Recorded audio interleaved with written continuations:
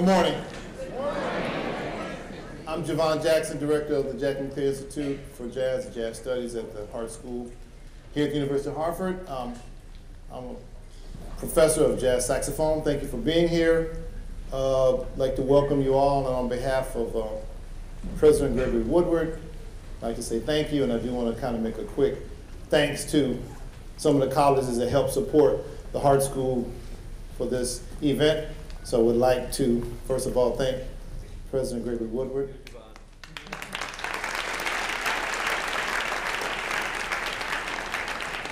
I was just saying backstage, he does happen to play the world's most popular instrument, the saxophone. Also, I want to thank Dean Betsy Cooper from the Hart School for her support.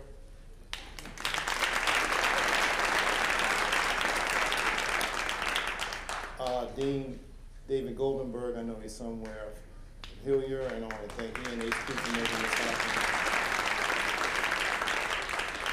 happen. Woody Doan and Dr. Markeisha Davis for their involvement. So we're going to go ahead and get started.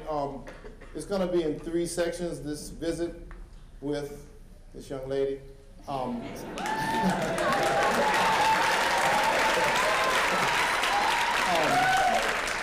I'd like to do a little Q&A with her right now to try to go back and get some perspective from the beginning, childhood up to a certain period of time. And then we have some 4 students from the Africana Studies Department that will come up and do some Q&A. They have the real tough questions.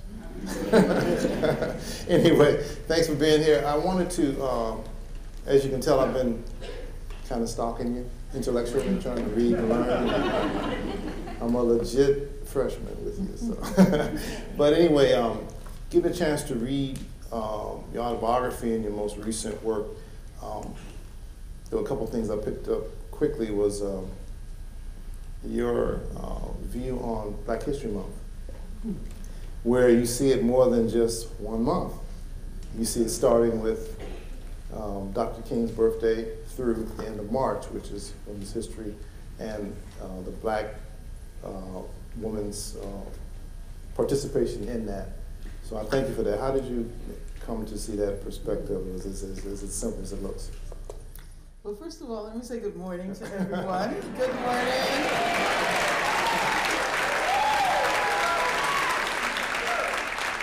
And it's great to see such an enthusiastic audience. You see, it's very early in the morning for me. I came from California, so it's like 8 o'clock in the morning.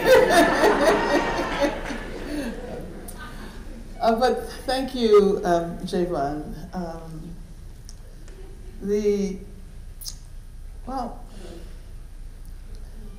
In 1926, Carter G. Woodson designated the second week of February to be Black History Month. And I suppose all of you know why, right?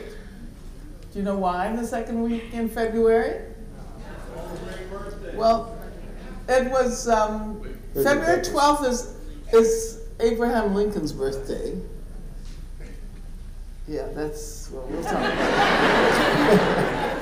And Frederick Douglass did not have an exact record of the day on which he was born, but he knew he was born in February, and so he chose February 14th for his birthday.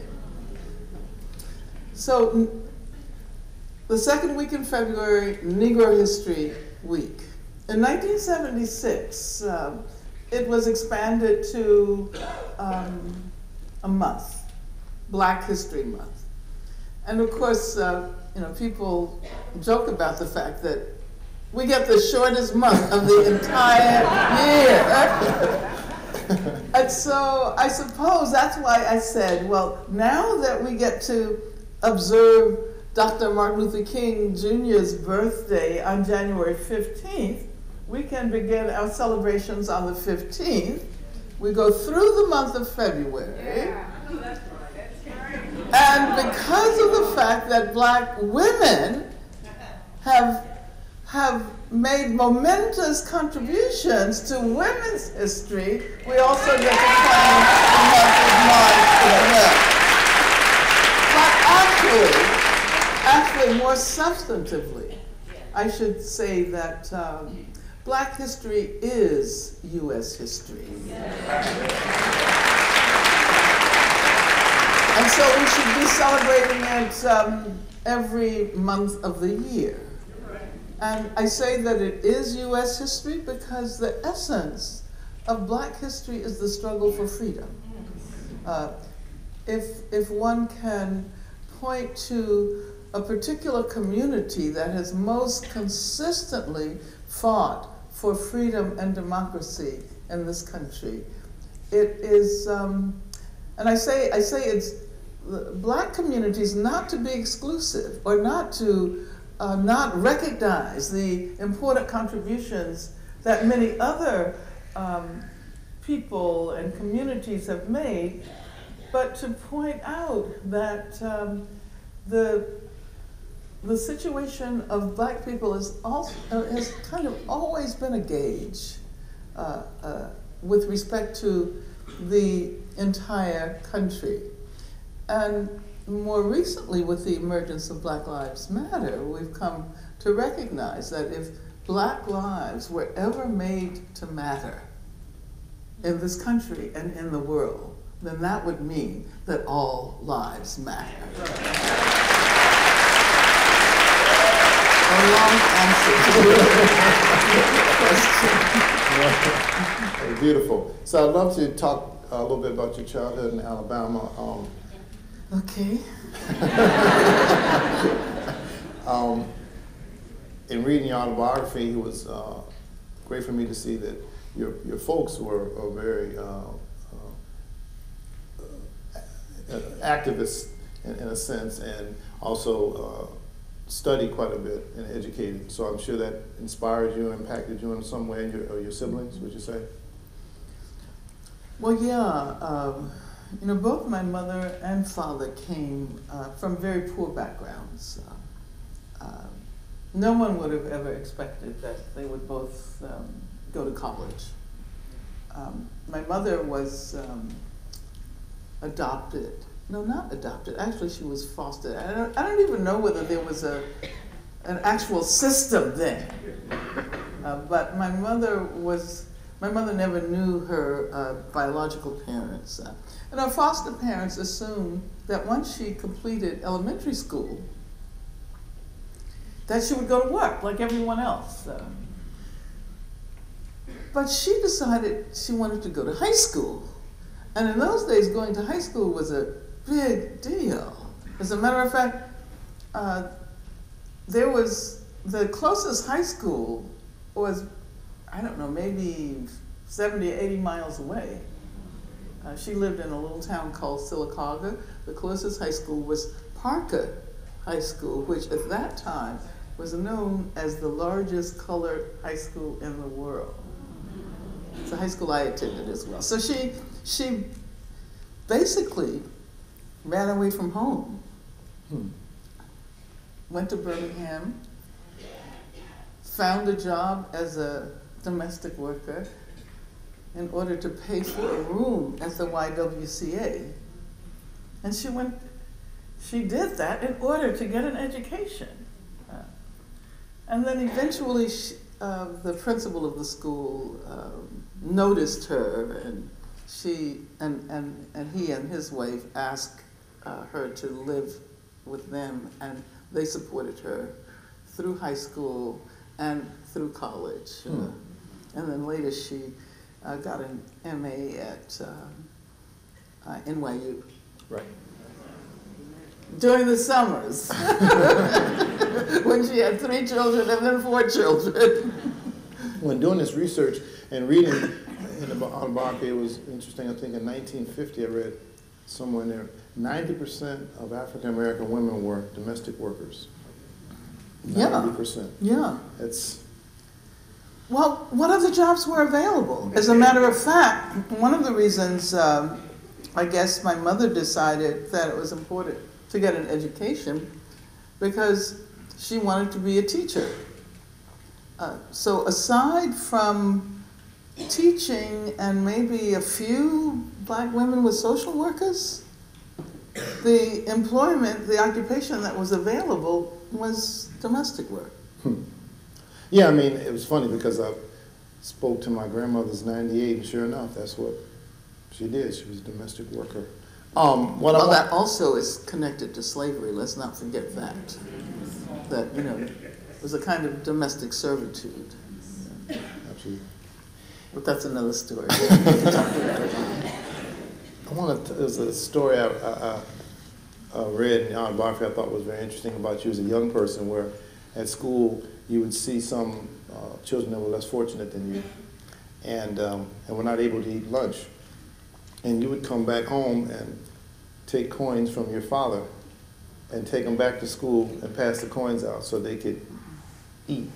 So I guess my question is, that idea for a sense of equality and a safe space for everyone, I really think it started pretty early, as opposed to maybe what the norm is that you took this on later. To me, there must have been that kind of activity in the home with your mother, in terms of sharing her shoes with students and things like that. Is that? Yeah, well, you know, my father was a teacher initially, but during those days, well, even today, teachers don't make a great deal of money. You know, teachers should be the most valued members of our society.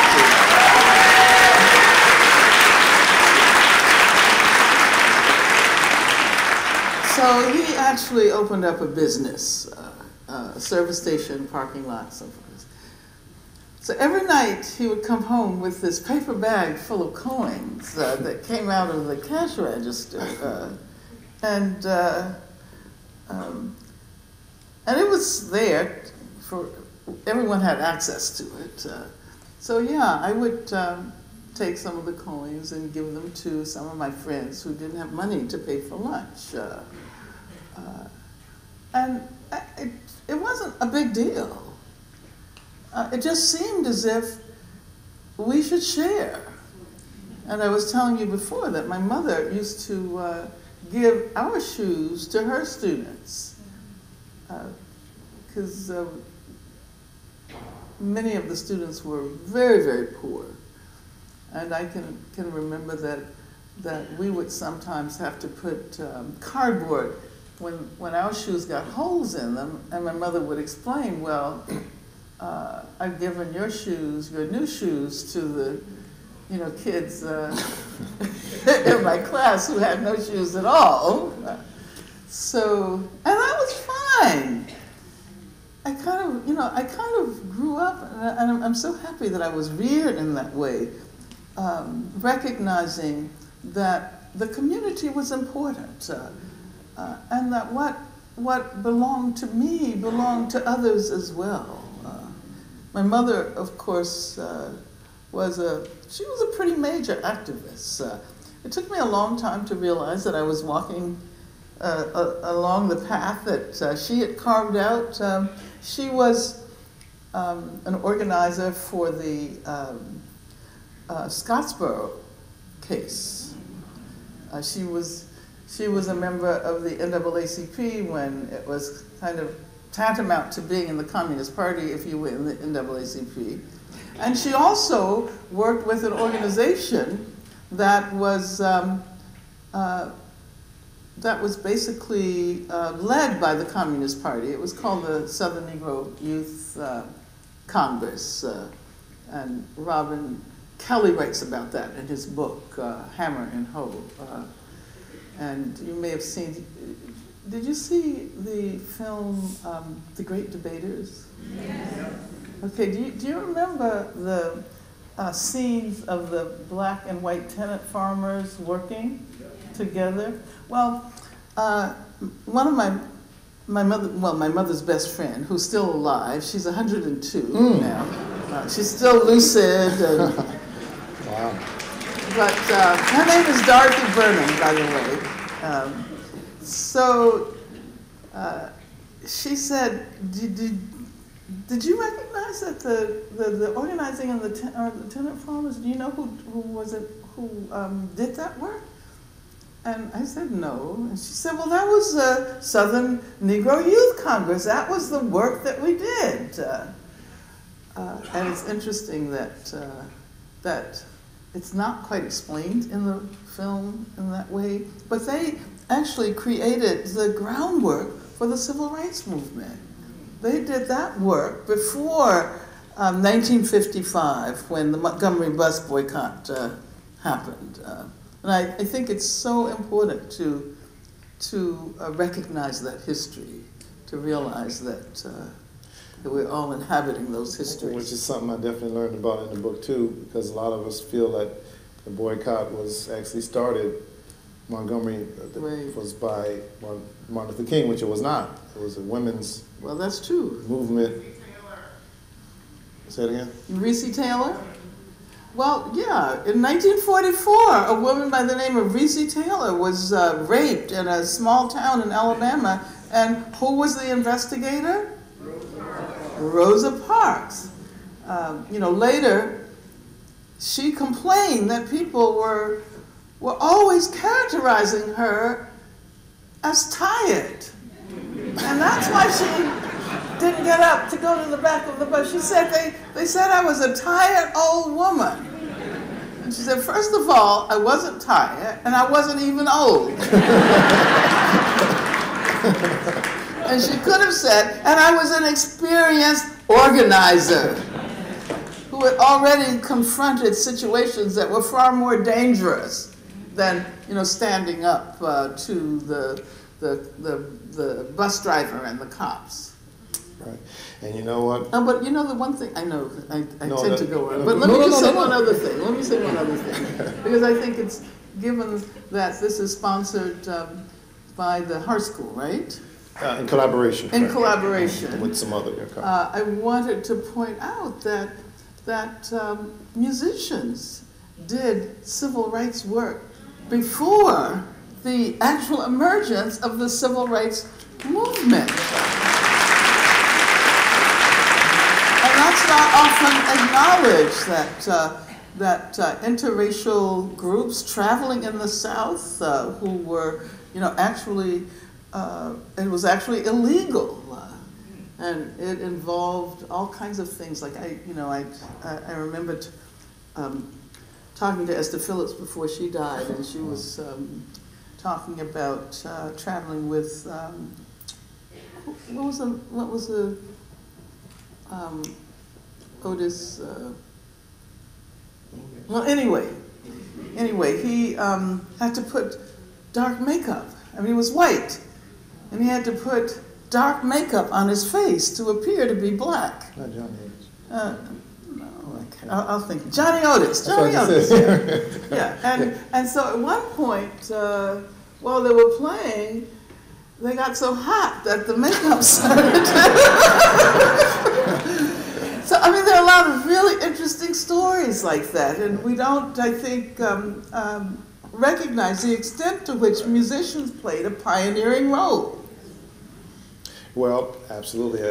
Just a lot of people don't realize actually in the 30s that people like Benny Goodman really made it something, a mission to connect with Fletcher Henderson, and Don Redman, and Billie Holiday, and Lionel Hampton, and so forth, Teddy Wilson. Anyway, I was just saying my 30 minutes is already up, and the students are going to kill me if they don't get their shot. But what I'd like to do, if I could, just a couple of things, if we could fast forward to your high school time in New York City, what that was for you, coming from a segregated situation, and then coming to New York City, what kind of experience was that for you initially as a teenager? Well, I had actually been to New York quite a few times, because I mentioned that my mother went to NYU, and she would take us to New York for the summers while she studied. And I can't believe that she actually studied, because there were 3 of us, then 4, and then her friend Dorothy, whom I mentioned. They had the same number of children, so you're talking about in a house with 6 to 8 kids doing your homework. Well, anyway, yeah, those of you who are having a hard time now, think about that. But in 19 59, I actually made a decision which I didn't realize was recapitulating my mother's decision to leave. I decided I was going to leave Birmingham, and I didn't know how.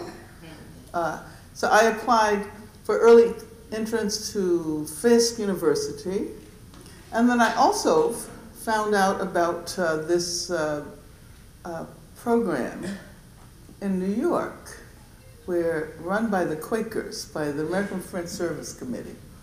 And I was accepted to both. So I was accepted at Fisk, early entrance. I was 15 years old. Yeah.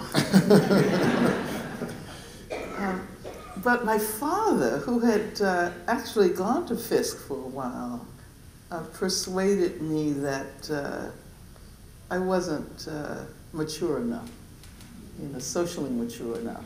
Maybe intellectually, but not socially. So I ended up spending my last 2 years of high school in New York at Elizabeth Irwin High School, a part of Little Red Schoolhouse, which had been a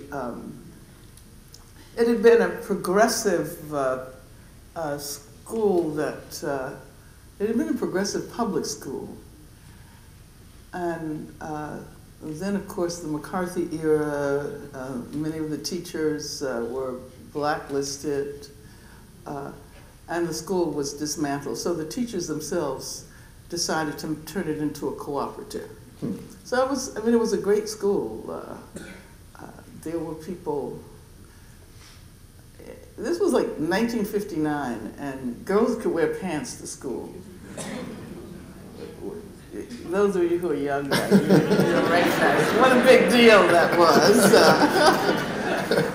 We also called all of our teachers by their first names, because in progressive communities, kids called adults by their first names. And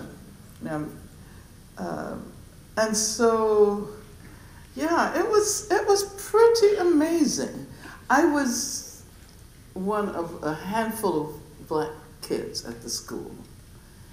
And what I didn't realize then was that in escaping the racism of the South, I was confronting a different kind of racism, but I didn't know how to articulate it. I didn't have the vocabulary. I mean, it's interesting because some of the kids would invite me to, they were pretty wealthy students there. So they would invite me to their homes or to their country homes, and at one point I remember there was a black maid, so they asked the maid to sit down at dinner because it was, one of those like awkward situations. But I'm so happy I did that. I mean, Fisk would have been great too. I see Fisk is in the house, and I've had an ongoing relationship with Fisk. And my friend Claudia, who is the daughter of the 102-year-old whom I mentioned before, she actually went to Fisk with one of my best friends from Birmingham. So I've had a connection with the university for many years. I'm sorry, those other students. So, one thing I want to say, so you got a full scholarship to go to Brandeis. Yeah. Right, so you go to Brandeis, and ironically, I got an email from a gentleman who wanted to be here today, and he wanted to know how early he should be here, and he's a friend. I know him very well, and he said, well, if you get a chance, you should read Angela's autobiography. I said, I'm reading it, I just finished. He said, well, if you turn to page 125, I'm in there. so I turned to 125, and there he was, Woody and Gwen. Yes. And so you talked on that page about, you saw James Baldwin. I want to say Woody and Gwen, they're right there.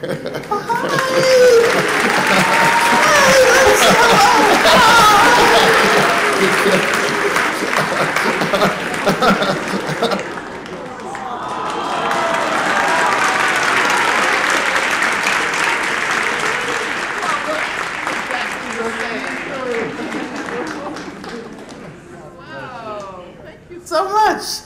You know, it's interesting because in those days, how many black people were there on the entire campus? They're like a handful, no more than 10. And it may not have even been 10. And so, you know, Woody was a graduate student and became my friend, Woody and Gwen. So thank you so much for coming.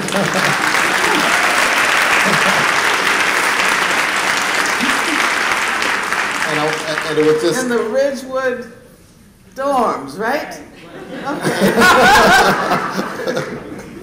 But there was a couple of things that I thought that, and I am going to turn over. Was a couple of things that you said, and I wrote them down. I wanted to get your opinion on. One thing that you got a chance to see James Baldwin speak there, and also Malcolm X. Yeah. And Woody and Gwen, and there was a couple of things that I took away from your observation. You enjoyed it and you were fascinated, but you did make a mention that as long as the black response to racism was purely emotional, we would go nowhere. Hmm. And the other thing I wanted to... That's what I wrote? Yes. I agree with that. Another thing is you said that...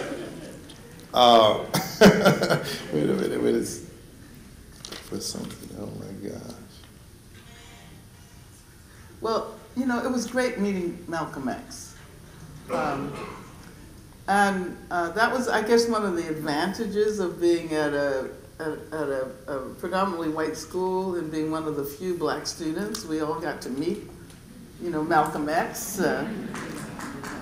And then James Baldwin, who visited the campus right around the time of the Cuban Missile Crisis. And then later, I got to meet James Baldwin again when I was an organizer in Southern California. I was organizing for SNCC. This was before anybody knew my name, right?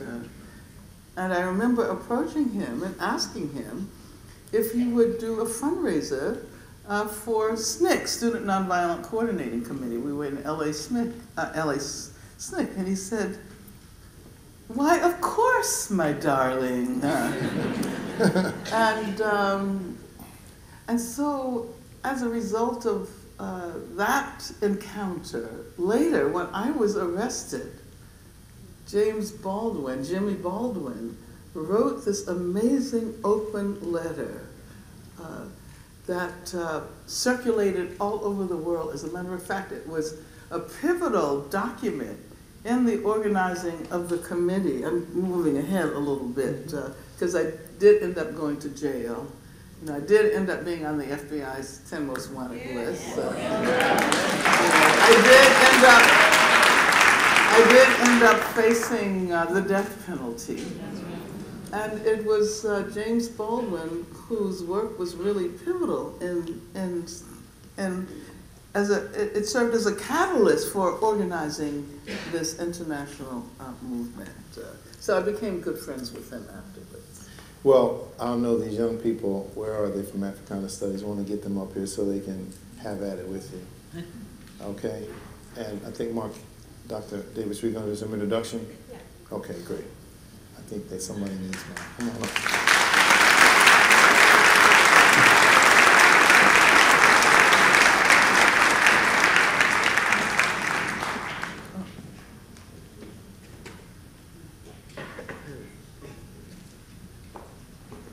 Oh, we're shifting, huh? Yeah. Okay. You can say hi. We have time.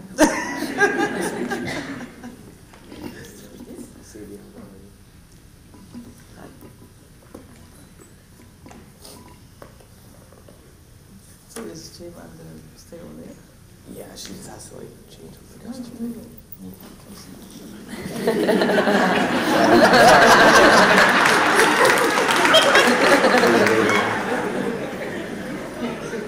I'm not mad at you, Sabian. I'm not mad at all.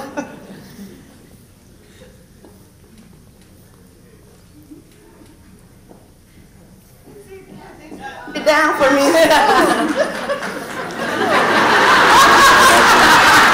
You're such a gentleman.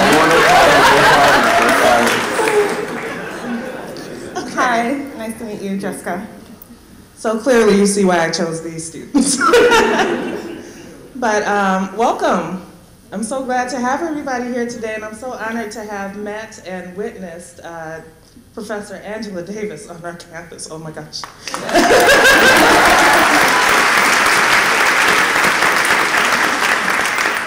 So maybe 2 to 3 weeks ago, I was on a phone call with Javon Jackson about this event. And in the past, I had interviewed a guest, and the past chair had interviewed a guest, Cornell West and Sonia Sanchez in that order. This time, he mentioned, like, maybe we should get the students involved. My response was, say no more, fam. If I had to assemble a 4-member Avengers team on this campus, it would be these 4 students here.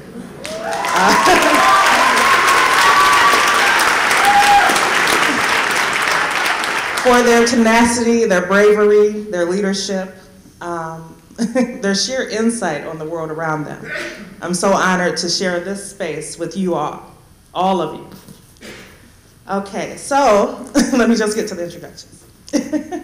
Okay, to the left side of the stage, we have Savion Whitmire,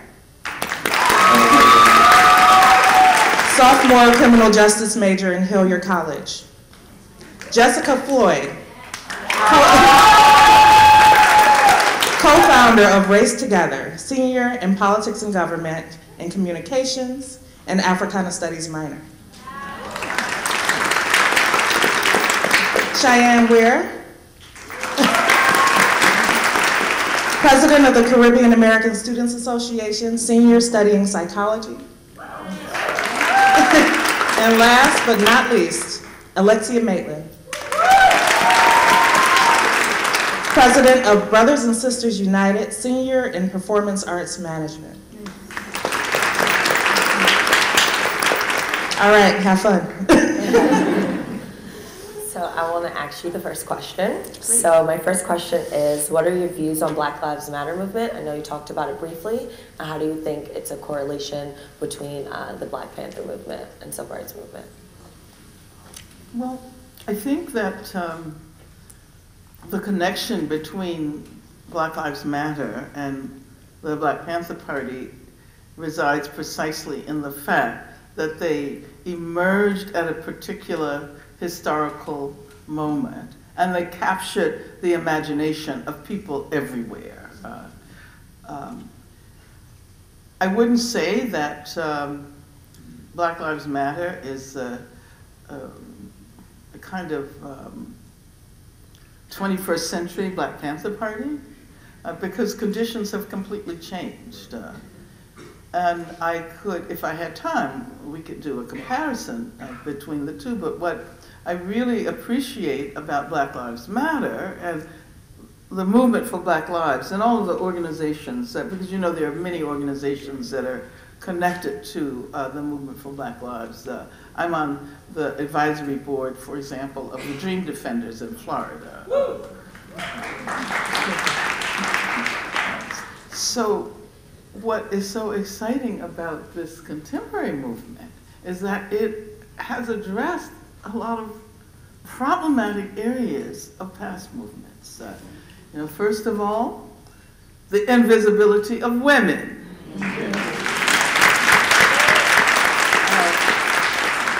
You know, women have always done the organizing work, always. We were talking about the Montgomery bus boycott, and people know Dr. Martin Luther King, but they don't know Joanne Robinson, who wrote a book called The Montgomery Bus Boycott and the Women Who Started It. And they don't realize that actually it was the domestic workers. We were talking about domestic workers a little while ago. Black women domestic workers who were the ones who were generally compelled to ride the bus, and they were the ones who refused. So it was their collective imagination that made the bus boycott a success. And so, you know, you can pull my coattail if I go on too long. I have a tendency here. But let me say that what's so exciting about the new movements is that they're valuing women's leadership, Black queer women's leadership,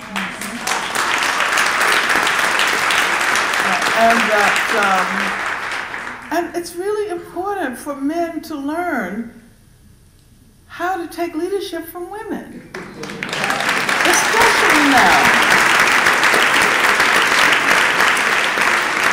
You know, just as it's important to learn for white people to learn how to take leadership from Black people and people of color.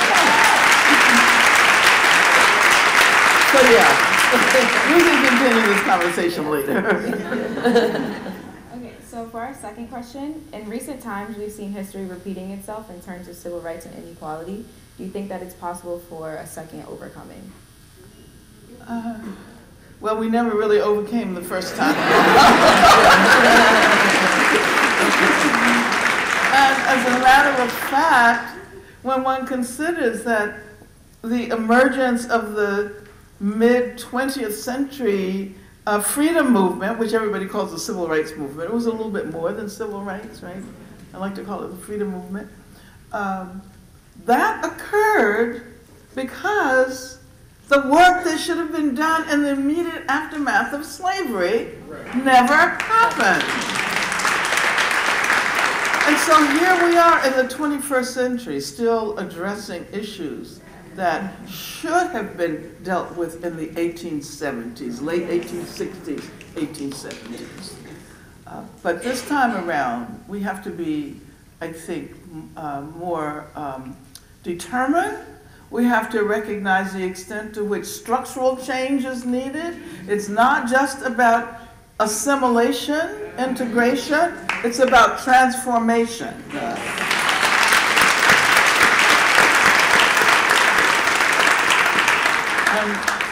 If you want to continue that conversation, someone can ask me a question. Well, I actually do want to continue that conversation.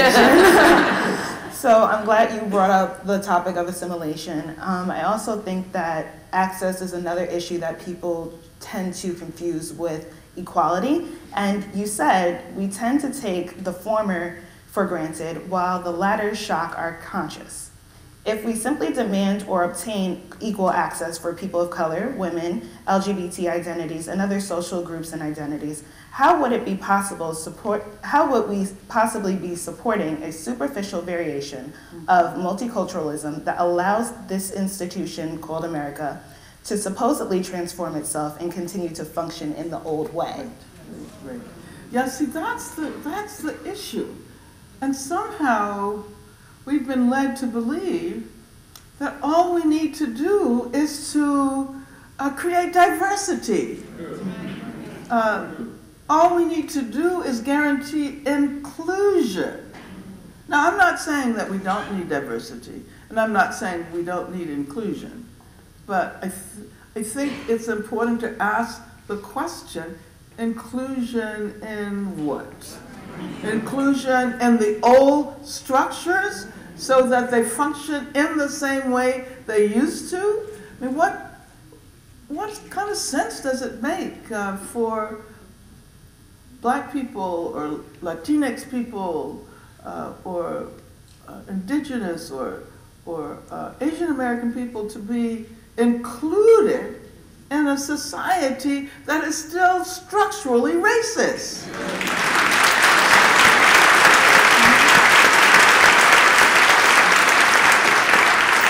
And right now, given that there is a great deal of attention on sexual harassment, sexual assault, finally, this should have happened 1,000 years ago. But what kind of sense does it make to ask for the inclusion of women in a misogynist society, a society that remains exactly the way it was when it excluded women? So yeah, so I think, and I'm going to say this, I think we need revolutionary transformation.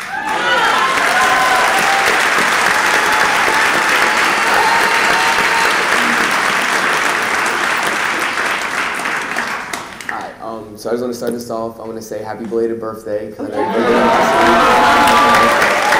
last week. So the question I have for you today is, with the mass number of incarcerated African Americans in jail from possession of like low amounts of marijuana, for example.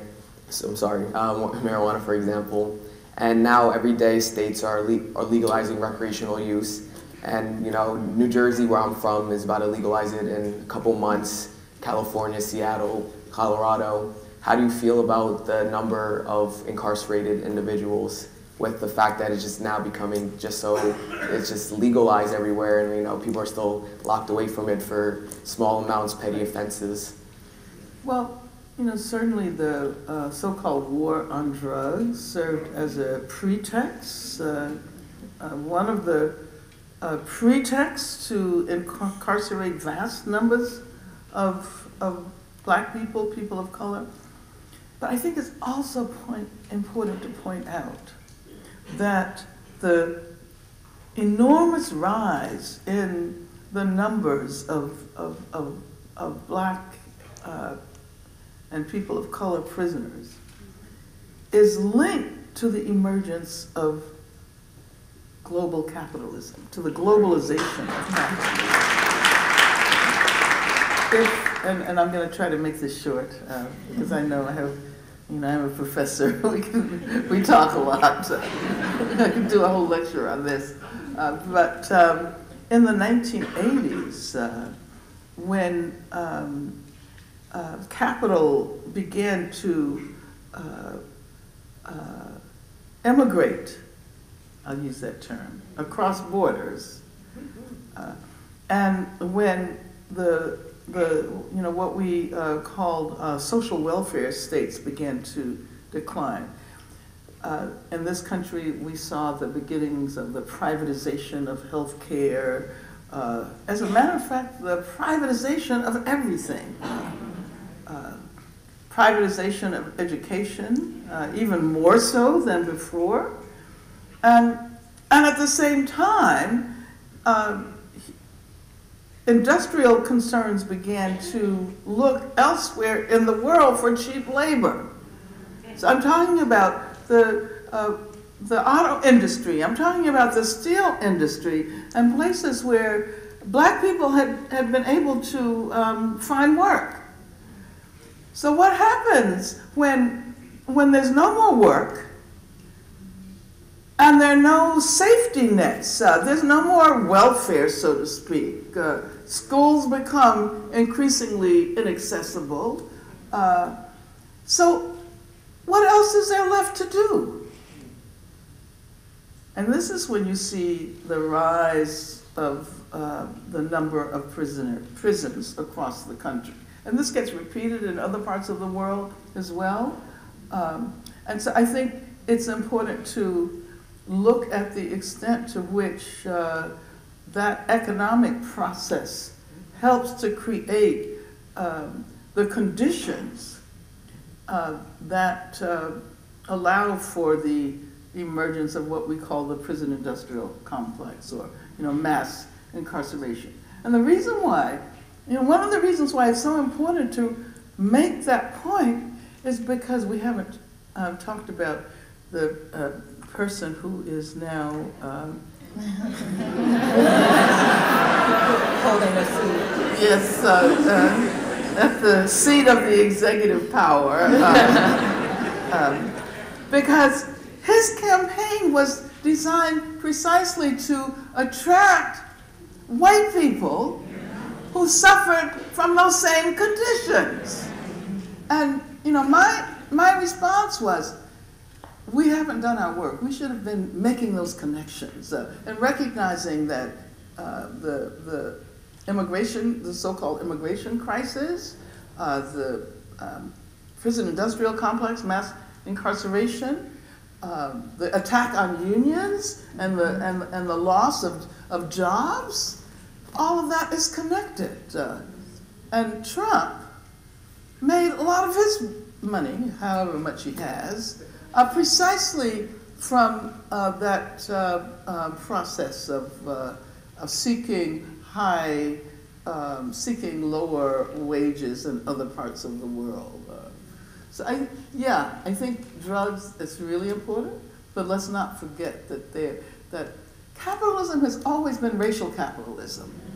From the beginning. Capitalism relied on slavery from the beginning, and so we have that connection between racism and capitalism, and it becomes really dramatic at certain moments. And I think with the emergence of the prison industrial complex, that is when we see a dramatic instance of racial capitalism functioning in our contemporary world. Yeah. yeah, that was perfect. That was perfect. I think you raised a great point about the person holding the former Obama seat. But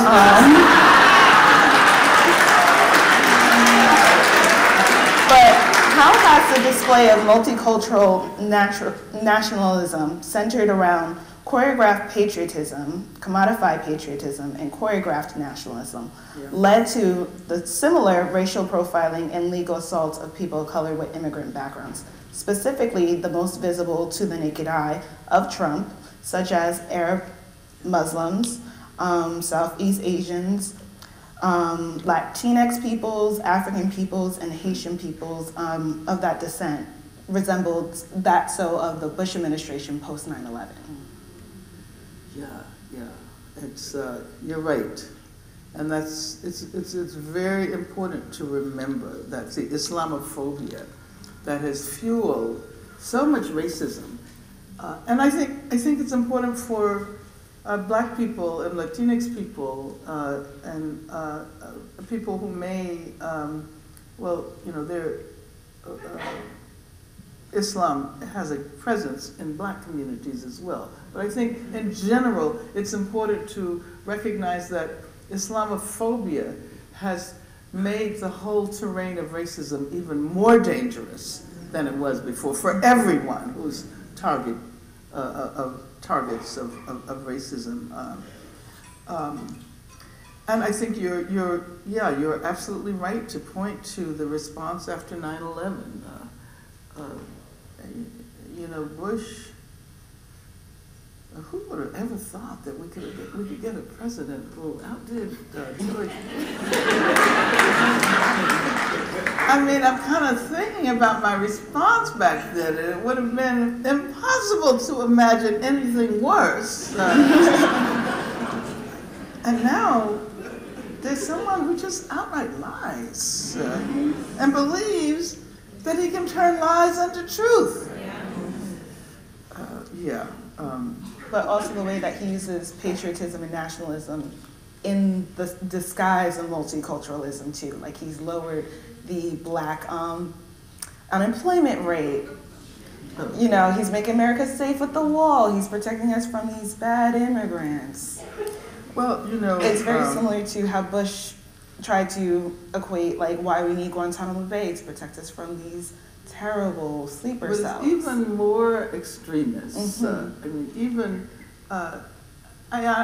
not defending George Bush or anything, but the fact that Trump overtly calls for a return to a time when white supremacy was in vogue. That's the meaning of "Make America Great Again." It's like "Make America White Again." Make America white again. Make America completely misogynist again. There's no again. America's never been great. As a matter of fact, what has been important about the history of the last centuries is that there have been struggles, consistent, persistent struggles for freedom. And you were speaking about the ways in which the disparaging comments, rather, that he made about Haiti and African countries. And there's no way to imagine black freedom struggles in the U.S. without the Haitian Revolution. The Haitian Revolution was the start of it all. And I was saying last night that after making those comments, that he should read C.L.R. James, The Black Jacobins. But he doesn't read, you're right. You can't even suggest that he acquire more knowledge because you know that he probably doesn't even watch educational television. He just, We'll try picture books. Yeah. Well, and I think, that focusing on the nationalism and that extreme patriotism to the exclusion of others. I personally think that we should begin now to challenge or question the nation as the most appropriate form of human community. The nation is a historical development. It hasn't always been around. And why is it that our loyalties have to be to nations? I think of myself more as an internationalist with global solidarities and global loyalties with concerns about, for example, what is happening in occupied Palestine right now. And what is happening in South Africa. So yeah, thank you. That was a good question. But I better shut up because I go on and on. Ms. Davis, growing up in Oakland in the 60s and 70s. I think, I'm sorry, I appreciate your question, but there will be a time when the audience will be invited. This is for students now, okay? And I want to respect the format. So, what advice would you give to the current minority generations and generations to come while under our current power in terms of working towards change? Well, first of all, I think we have to realize that we are not minorities.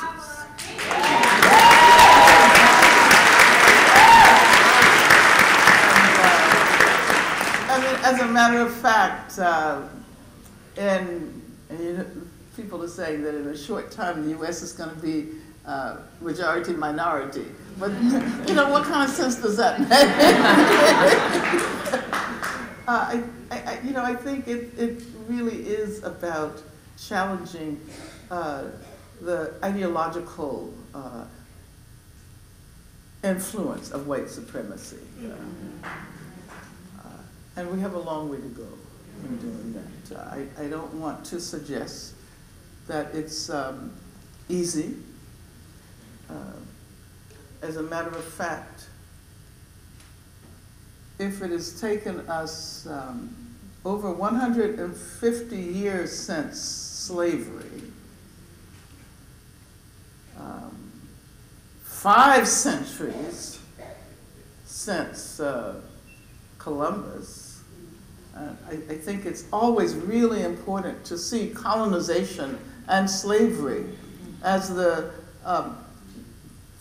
founding anchors of this country.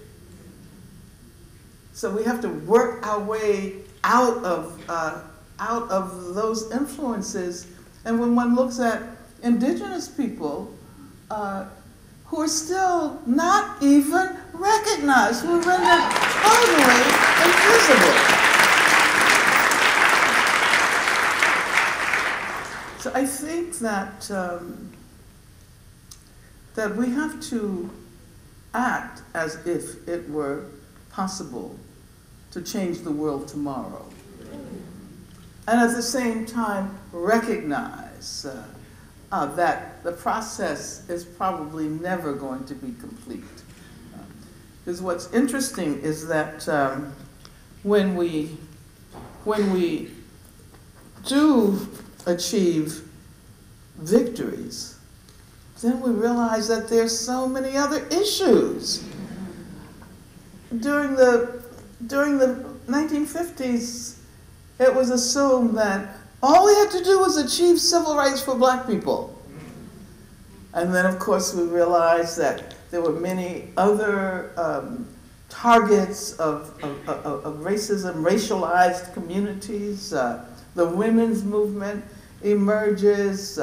We begin to talk about gender.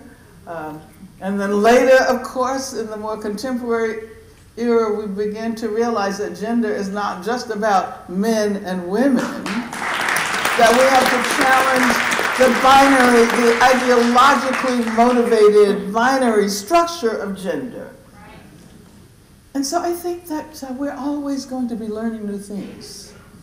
And the process of moving toward freedom is going to be an infinite process.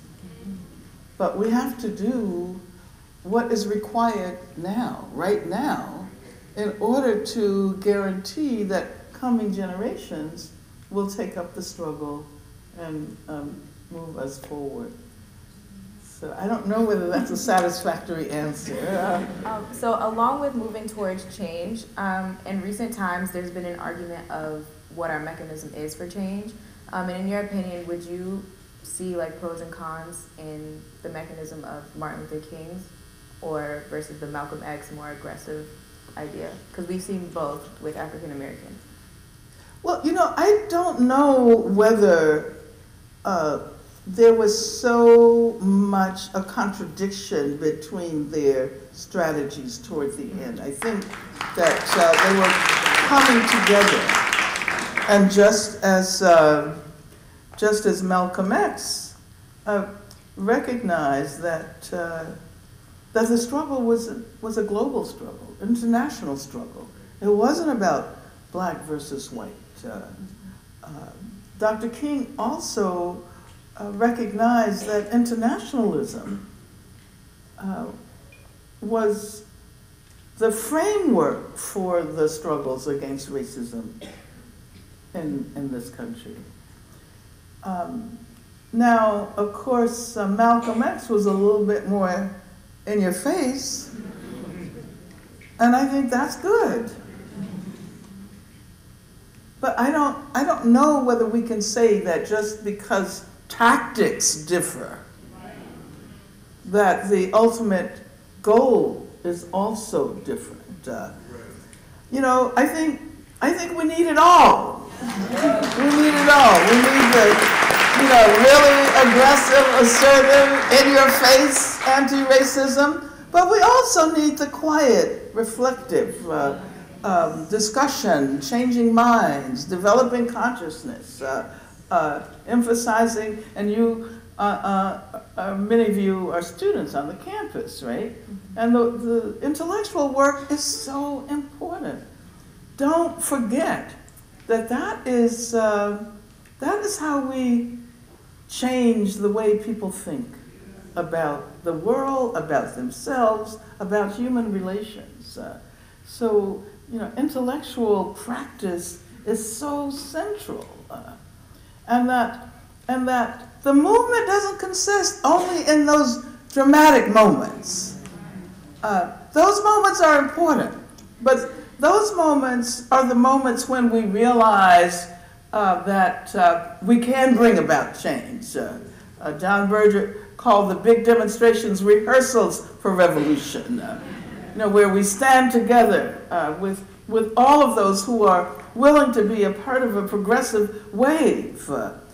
But the movement is not always going to achieve that kind of dramatic peak. As a matter of fact, the real movement is created in quieter spaces, conversations, asking people to think critically, changing their minds, making decisions about which way which part of history they want to, which side of history they want to situate themselves on. So we need it all. And my question is, I know you mentioned that your mother really paved the way for you. Mm-hmm. So who would you say inspired you to just keep fighting for Black rights and equality? Well, you know, I have a lot of inspirational figures in my life, and you know, I could begin to enumerate them, but then I wouldn't be able to mention them all, and I wouldn't be able to point out that that it's community. It's a sense of being a part of something that is more than the sum of each individual.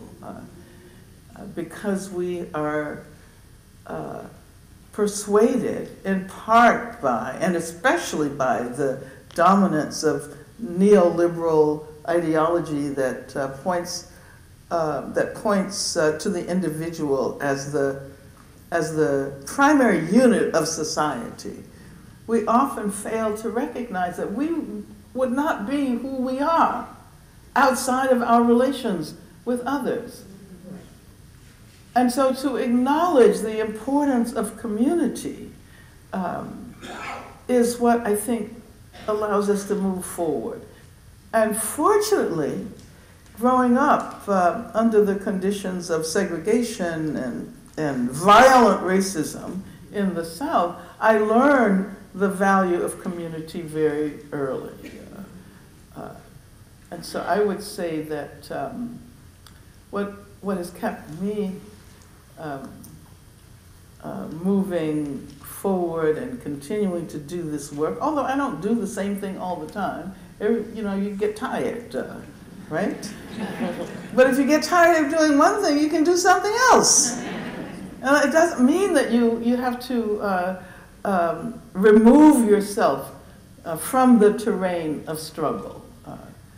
And so I think for me, most important has been knowing that I always have a community, that I'm never alone, I'm never isolated, and that if I do decide, and I can't imagine deciding not to be a part of the movement any longer, but I have a lot of people who will pull my coattails and remind me which way I should be going.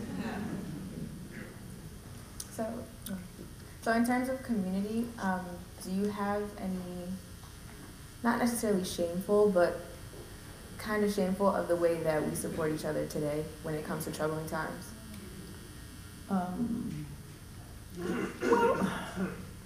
you mean, I don't know if I know what you mean. Okay, do it. She said technology. So now that we have different, like when we have like the police brutality and we have mass incarceration, the way that African Americans and other groups support each other, or the lack of support that they have nowadays. Oh, I see. Well, I think that there's probably been more support recently. Mm-hmm. And you know, it's good that you're young and you can't compare it to other times when it seemed like there was nobody out there. But this is a period that, from where I stand, is really exciting. But at the same time, I don't blame you for being maybe distrustful, because that goes a long way as well. But I think it's about organizing as opposed to judgments. You know, we tend to want to pass judgments on people, and we do it all the time. You know, I'm marching in this demonstration, and how come you stayed at home? You know, there may be a reason why you stayed at home. And you may be actually doing something that's even more important. So I think that we have to be more flexible, and we have to be willing to engage in conversations and discussions. And I found that rather than arguing that people should be doing other than what they're doing now. The best way to draw people into a movement is by asking the kinds of questions that will allow that person to make a decision on her or his or their own. And, you know, movements are organic. They never, as I was saying before, achieve a peak and stay there.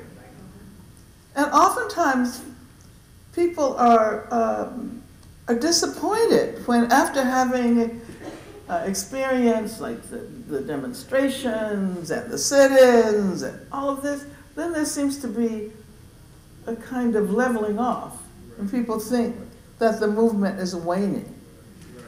But oftentimes, that is precisely when the movement is being built. There's like representation of, demonstration of the movement, and then there is doing the work that will allow us to enlarge that movement.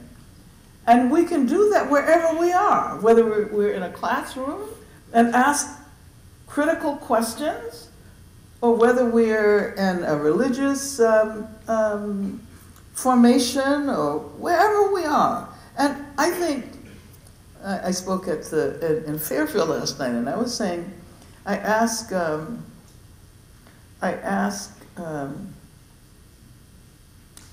guys in the audience to think about all of the conversations about women. I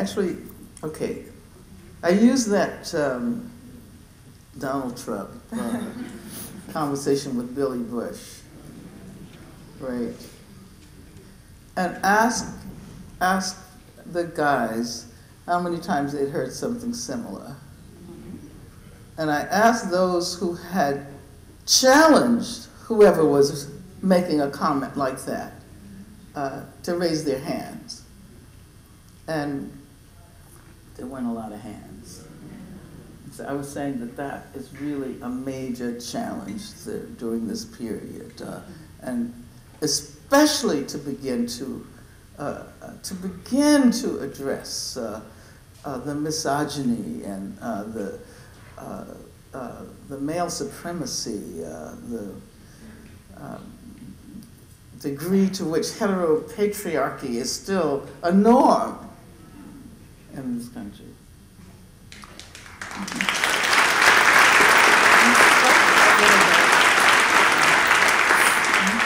You spoke a little bit about, is this on? Can you hear me? Yeah. Oh, sorry. You spoke a little bit about community engagement, and I want to know what your thoughts are on what intersectionality means to you and how you apply it to your activism, and how your advocacy, specifically about race, gender, and sexuality, have kind of overlapped and brought light to other people's experiences and validated other people who sometimes go invisible. Yeah, I think that intersectionality. It's not an elegant word, is it? So I wish we could come up with but the idea behind intersectionality is that we think in a more complicated way. We think relationally. We think about connections.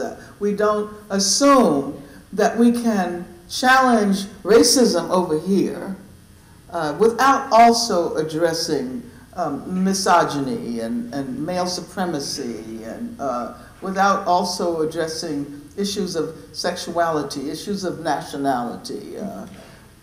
Because if we think in those terms, then as a book that was published, I think, in 1981, pointed out, all the women are white, yeah, and all the blacks are men, right? But some of us are brave. That's the end of the title. All the women are white, all the men are black. So it means that when we deal with issues of sexism, it becomes a white issue. It means that when we deal with racism, the focus is only on men. So, you know, how do we think relationally, intersectionally, and how do we develop our organizing approaches in that way? I think that's, for me, that is the greatest gift of feminism. And not all feminisms, because not all feminisms are intersectional feminisms.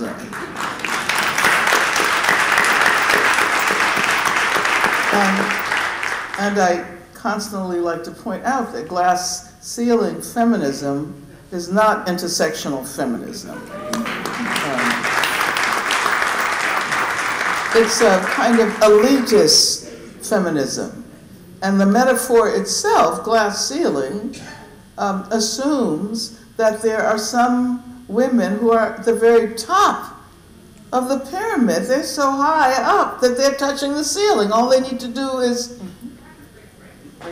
break through. And my friend Michael Bennett, and you know Michael Bennett from the Seattle Seahawks, who has a really interesting book about to come out. It's called Things That Make White People Uncomfortable. Anyway, yeah, he said, I'm concerned about the women who are about to fall through the floor, you know, to explore that metaphor. And I think, you know, that's an indication of the work that intersectionality can do. Okay, so my question is, when you see, you know, Colin Kaepernick, like his fight for equality and, you know, what he suffered from it, you know, he's not even able to play the sport that he loves, do you feel like more, you know, athletes and, like, you know, artists need to advocate, like, to the level that he advocates to? Like, you know, willing to risk everything that he has just to show, you know, that he cares and, you know, like, for all of us? Well, I mean, I love Colin Kaepernick. He's amazing. He's really incredible. And I haven't met him yet. We communicate online, but we're supposed to do a conversation sometime soon. I'm really looking forward to that. But not everybody is Colin Kaepernick, right? And not everybody will be called upon to make sacrifices like that. And I think the problem is that we sometimes look at a situation like that and we say, but I don't want to lose my job. And then that prevents us from doing the most basic, the most elementary work.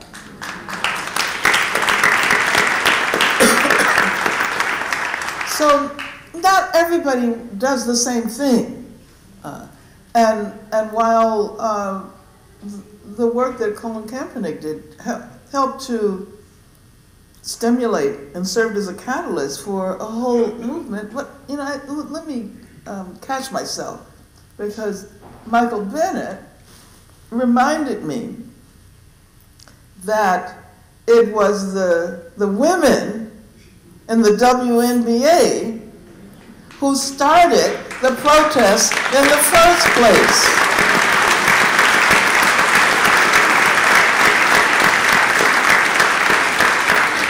And then they wore the t-shirts, I think the Black Lives Matter t-shirts.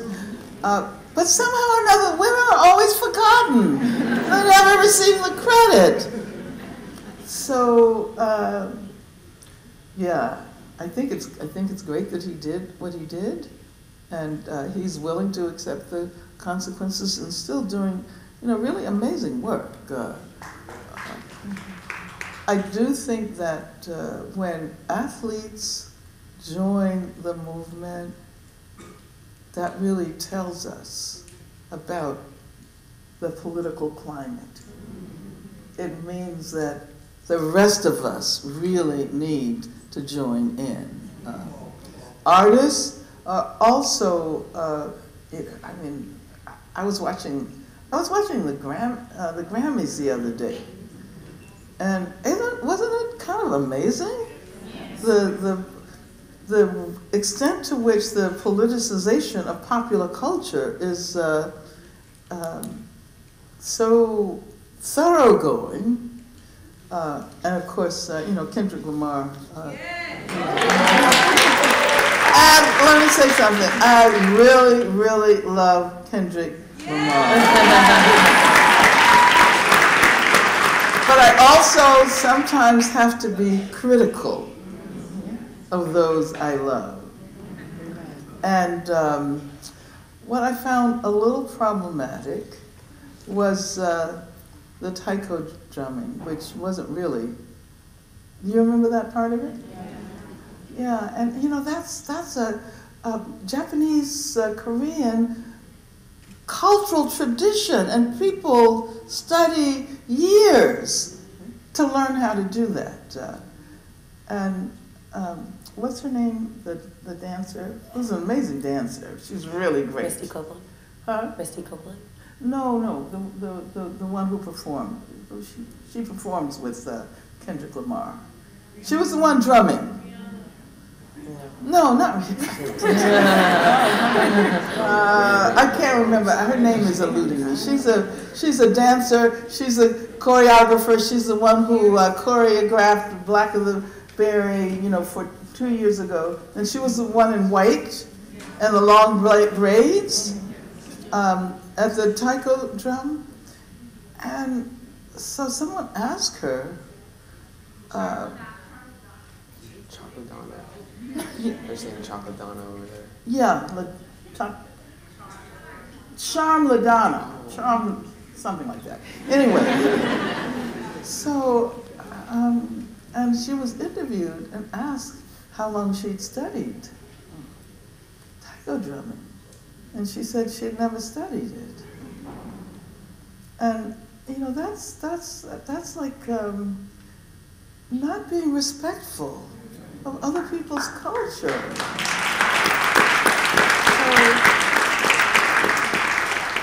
I also had some problems with 2 years ago, Black of the Berry, and that big map of Africa, Africa Compton, and it seemed as if Africa was just the origin story, and not, Africa is a place. Africa is an arena of struggle, and African people who call themselves African Americans. I don't like African American. I like the term Black. I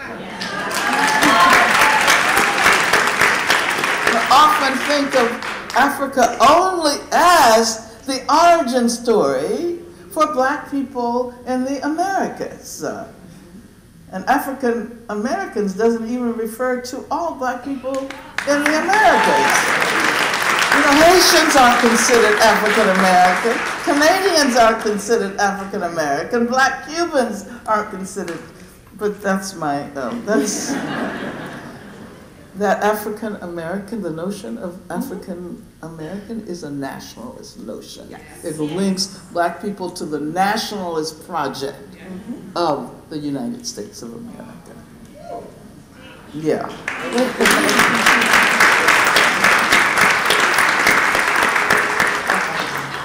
It's my last one for you.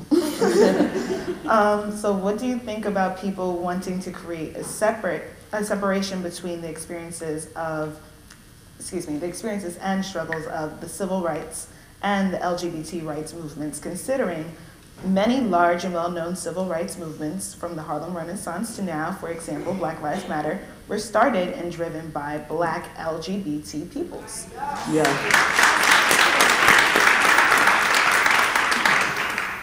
You're absolutely right.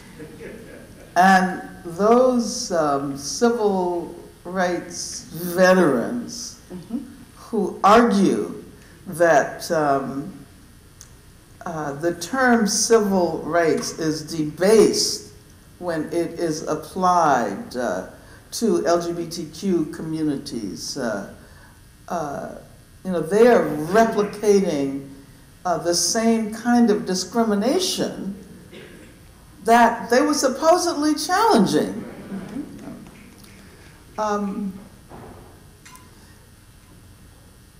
But I would also argue that if we look at the way in which the notion of civil rights has colonized our sense of what it means to struggle against racism. Civil rights, that was an important issue, but it wasn't the whole issue. It wasn't just about inclusion, getting back to inclusion and assimilation, and it was also about economic freedom. It was also about a whole range of other freedoms that can't be contained within civil rights. When we look at the struggles of LGBTQ communities today, and many people end up following the Black movement and seeing it as a kind of paradigm. And so the assumption is that you have to fight for inclusion, inclusion within the military, inclusion within other institutions.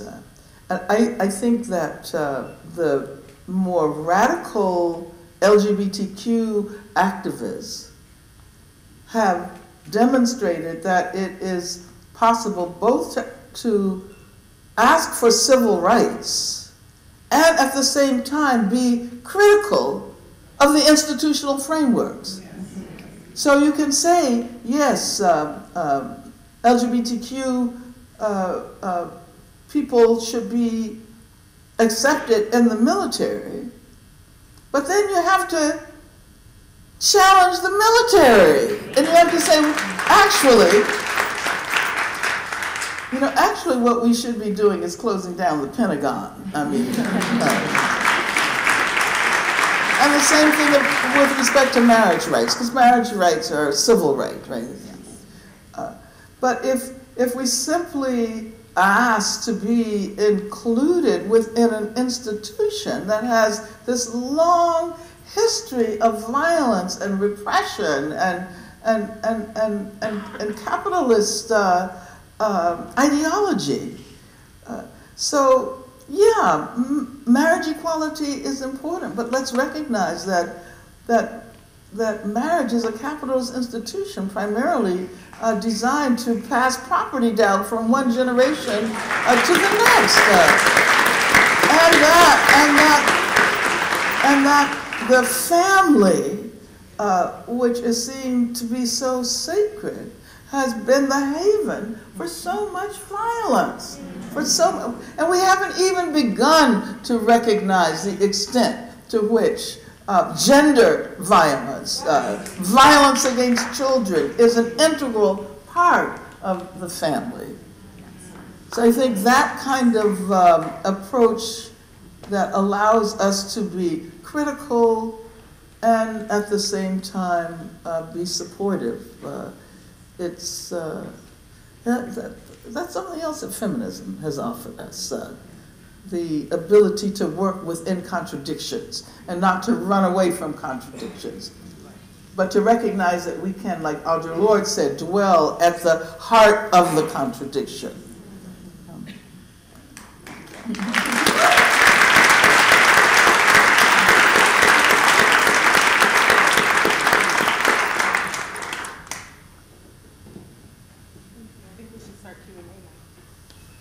Okay.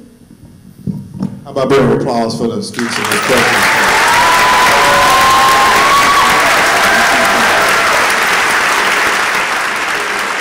So, in the remaining moments, we're going to allow a few from the audience to come up and maybe address Edward some questions. And just as a musician, we always like to joke, no symphonies, minuets regarding the questions. So maybe less of a statement, more of an actual question. Anybody want to come up? Sure, And come one on more up. thing, can we have students speak first? This event is for them. And so can we have the students at the microphone first? Thank you.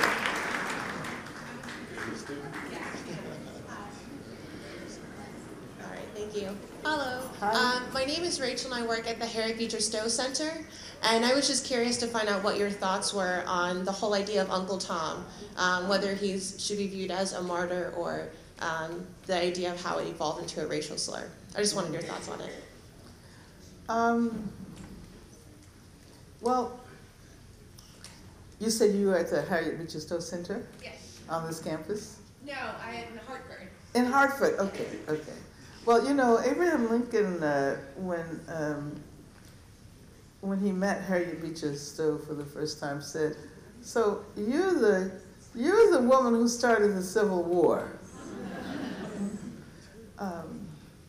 And you know, I think again, producing that work at that time was really radical. But it's full of stereotypes. And I would suggest that again, we don't have to choose one analysis or the other. We can embrace both. We can realize the important impact that Uncle Tom's Cabin had on the country at the time, and at the same time we can be critical of those racist stereotypes that have persisted over time. We actually do that. We have an inspiration gallery. We have a quote from James Baldwin, who refers to it as a very bad novel. Right. And I make sure on all of my tours to include Malcolm X and his interpretation of Uncle Tom as well. So thank you. Okay, thank you. Hi, Mrs. Davis. Wow, my heart's beating so fast right now. You talked about the connection between global capitalism as a structure and how it oppresses people of color. But you have a lot of movements today focusing on the symptoms of this structure and not the structure itself. So for the youth and the people who want to take on that struggle, what would you say where we should focus our energy, and why exactly has the conversation steered away from the structure and more towards the symptoms? Well, I do think we need to encourage an awareness of structure, whether we're talking about economic structure or ideological structure. I think that the awareness within the last couple of years of the fact that we can't simply continue to pinpoint individual police officers and assume that they, as individuals, be brought to justice without taking on the entire structure of policing.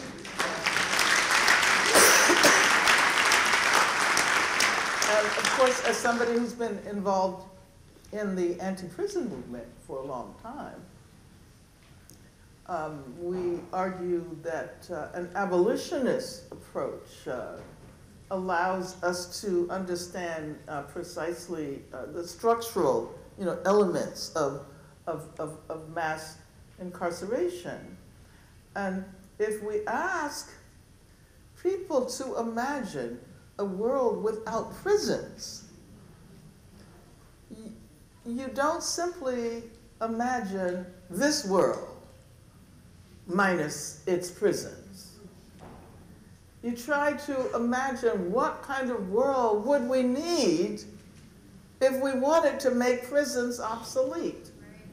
And that would be thoroughgoing structural change at every level. Thank you.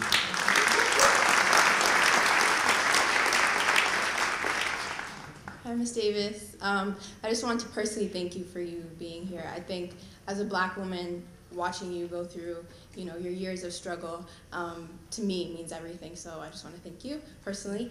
I also wanted to ask you, in this day and age, social media gets out stories, news stories. I think faster to mass consumption. And within seconds, most people know, one, story of police brutality or another. But I think a lot of the times to show your solidarity, sometimes you think that in this day and age with social media, all you have to do is just post a picture or a hashtag and that's enough and you feel like you're doing your part. How do we get out there and I don't know, I guess make our presence more known rather than just being on social media and not actually showing face? That's a really great question, because the development of social media has been very important. I mean, it means that we can, communicate with each other in ways that were inconceivable. We were just talking earlier on about the 1970 national student strike that happened as a response to the invasion of Cambodia. And at the same time, the attack on the Black Panther Party was happening. So we were trying to combine those issues. And we couldn't even make long-distance phone calls because they were too expensive. And sometimes I think, if we had had the technology of communication, we would have made a revolution. We would have definitely made a revolution. But of course, what is problematic is that sometimes the technology itself takes over. Sometimes the technology begins to use you rather than you using the technology, because it makes you believe that all you have to do is like something, and you made just that one little click, and you've made your contribution. So the question is, how can it be most successfully utilized in order to guarantee that the process of radical organizing continues? I would say that, look, Umi Salah, who is one of the major figures in the Dream Defenders, did a talk which he may have published, and it was about what happened to the Dream Defenders when they realized that they were confusing the number of likes that they got on social media with the organizing they were supposed to be doing. And so they shut down for, I think it was maybe 3 weeks or a month. They didn't do any social media work. And they went into retreat and asked themselves how they might most effectively utilize these new technologies of communication, as opposed to allowing the technologies to make them less aware of the real task they needed to perform. Thank you.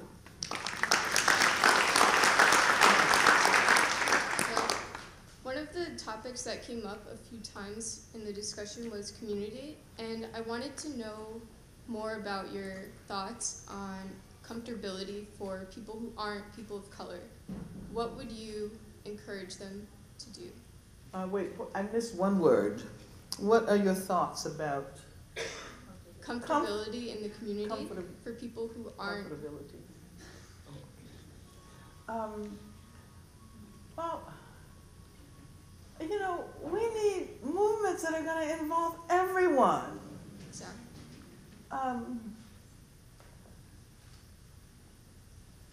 But I think that when you said comfortable. Yes. Comfortability. When they're uncomfortable. Oh, I like that word, comfortability. Okay. Right. How would you encourage them to be more comfortable, to ask these questions, to understand the differences between us? Well, we all have a lot of work to do. Right. White people especially have a lot of work to do.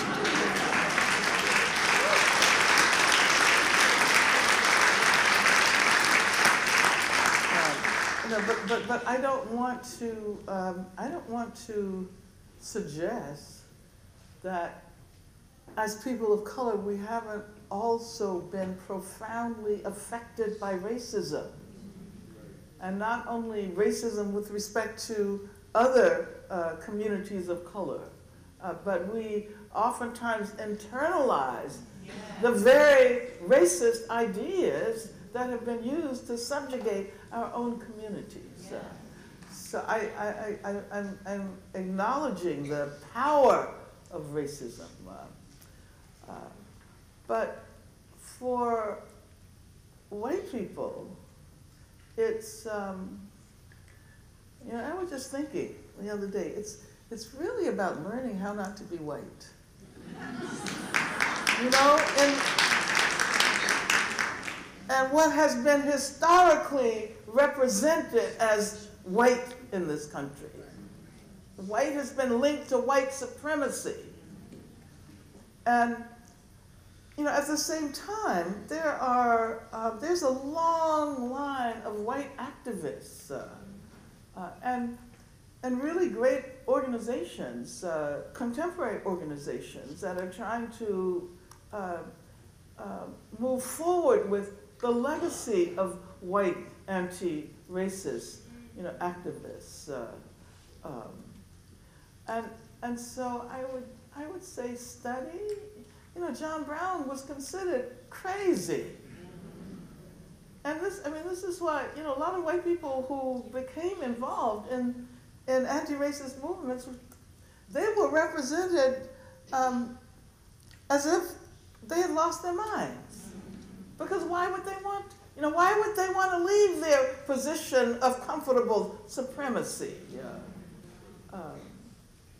And so I would say study that work. A friend of mine has written a number of books on whiteness. His name is Rodiger. Wages of Whiteness. You know, read his work. There are a lot of scholars who have done interesting research on the production of whiteness within the context of U.S. history. And so I think we need all kinds of formations.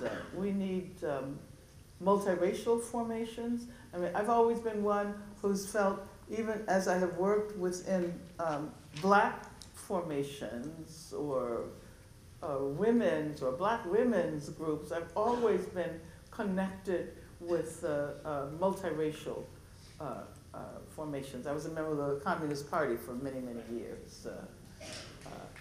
And I think, thank you. And even though I'm no longer a member of the Communist Party, I'm still a communist with a small c. So. Thank you.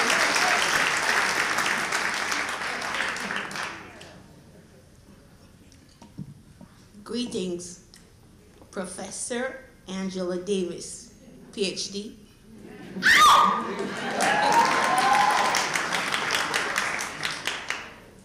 I am here just for your presence. I came from the nursing home. I've been rehabbing from spinal surgery just down the road at Hebrew Home, and I had to make it here to be in your presence. You just had surgery? I'm very moved. I'm very moved. But I had to be in your presence because I saw you last time you were at Trinity College, and I followed you. You're my hero. I'm gonna cry. But anyways, I went to Catholic school in Jamaica, and they didn't like afros, but I got an afro because of you.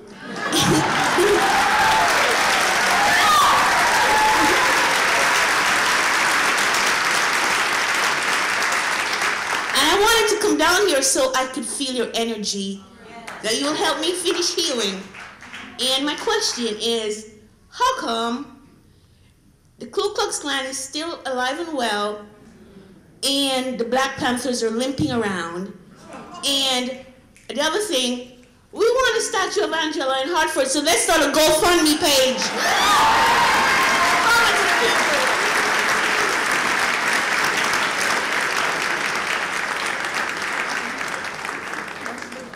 Well, thank you so much for coming. I'm very moved. And you know, the Ku Klux Klan is still around because we've never disestablished the conditions that allow the Ku Klux Klan to thrive.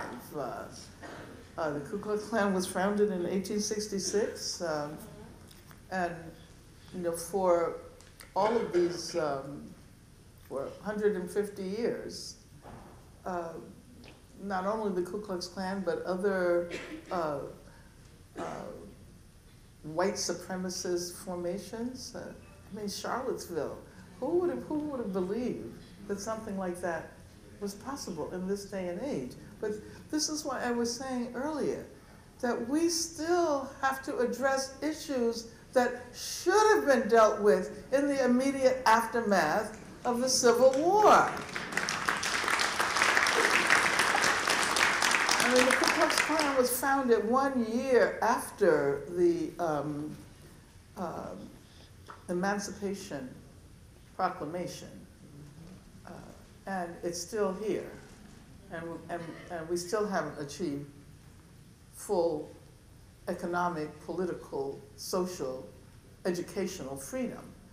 So I think that what we have to do is focus on the rebuilding of our institutions. I think that, to begin with, I was saying before that I'm an abolitionist. To begin with, we need to think about abolishing prisons because prisons have devoured resources that could be used for education, for example. We need to challenge privatization. You know, all of these issues are related. Racial capitalism, as I was saying before, race is not something that exists apart from capitalism. Capitalism is racial capitalism. And there are lots of things that we can do. But I think most importantly, everyone should be connected to some kind of community, some kind of community of struggle, community of resistance, some kind of organization. Then I think we can start moving ahead. But thank you so much for the question, and thank you for coming. Hi, Ms. Davis. My question to you is, what does it take to be an impactful organizer/leader, and how can we bring our people on one frequency, even if we all have a difference of opinion? Well, you know, differences of opinion are good. Who wants to hang out with people who think exactly the way you do? It's no fun. And so I think to recognize that that difference is what will allow you to make a difference, and be respectful of people's opinions. You can learn from them. And organizing requires that kind of skill. And as I said before, it's almost inevitably the case that women do most of the organizing. And that's because organizing is often invisible.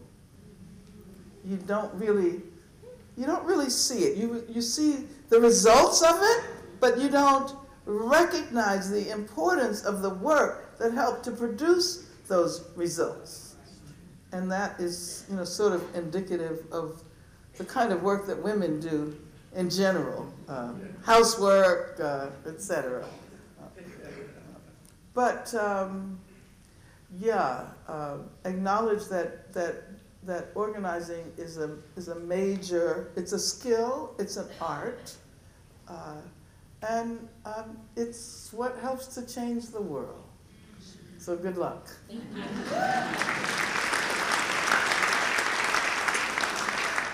Greetings, Miss Angela.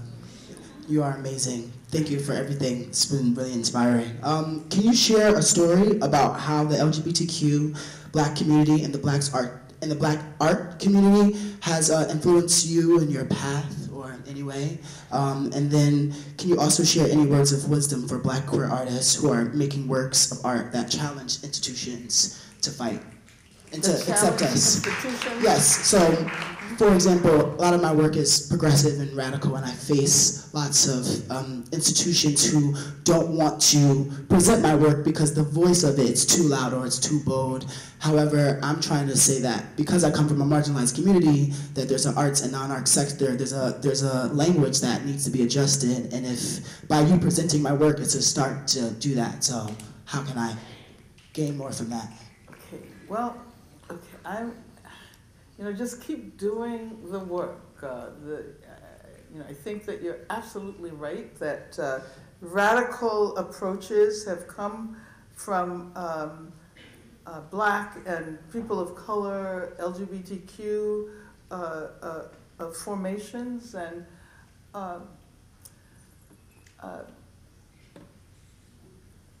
but how, to be an artist is very difficult. Oftentimes artists have a vision that cannot necessarily be understood by most people. And as a matter of fact, I think, artists are our beacons of light.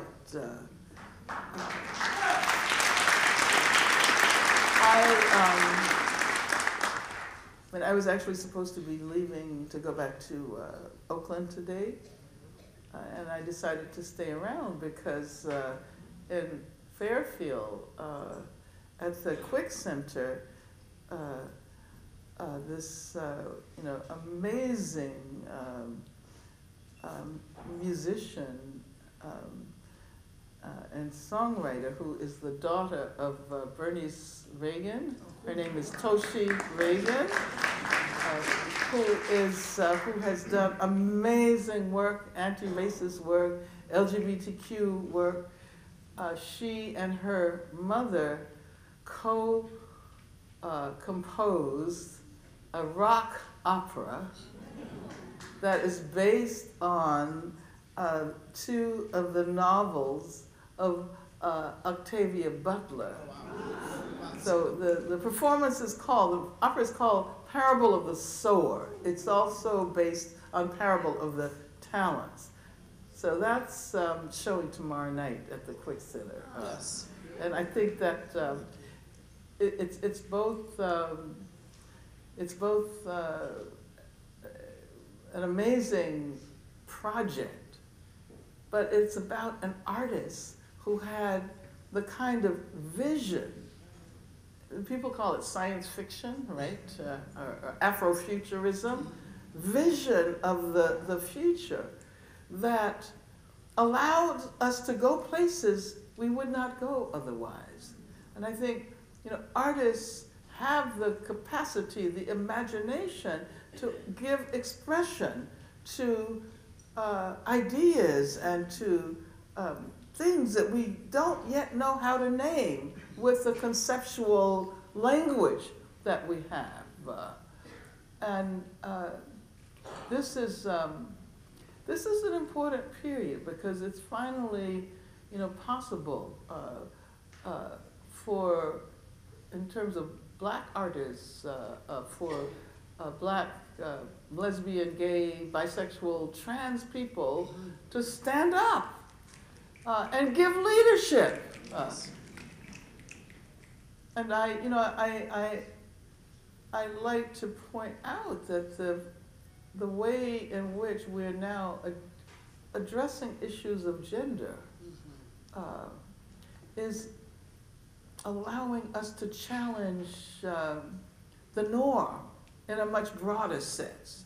To recognize that what we consider to be normal and natural is most frequently ideologically constructed. Right, correct. So you should, that which you consider to be most normal, most natural, is probably going to be problematic. So, and artists help us to recognize that we have to learn how to be critical of and challenge that realm of normality, that process of normalization. Thank you. You know, it is close to 1 o'clock, and I appreciate all the possible questions, but out of respect, because she does have a very busy schedule, I didn't want to allow an opportunity for you maybe to say a final few words, but I do want to say publicly that last year when Sonia Sanchez was here, when she left, she and I kept in contact with her son, and I reached out to her about reaching out to you. And I want to make sure we... She called me like 3 or 4 times. At least. And she would say, Brother Javon, I'm going to get with her. I know she's going to, and you're in Brazil, and you're in this place. So I want to make sure we just acknowledge her from wherever she is, because she really was a conduit to get you here. It was a great day. I know you want to diffuse what you've done and pass it around, and obviously it takes a whole lot of people, but I just want to make sure we give a real joyful noise for you for all the things that you stand for and what you've been doing.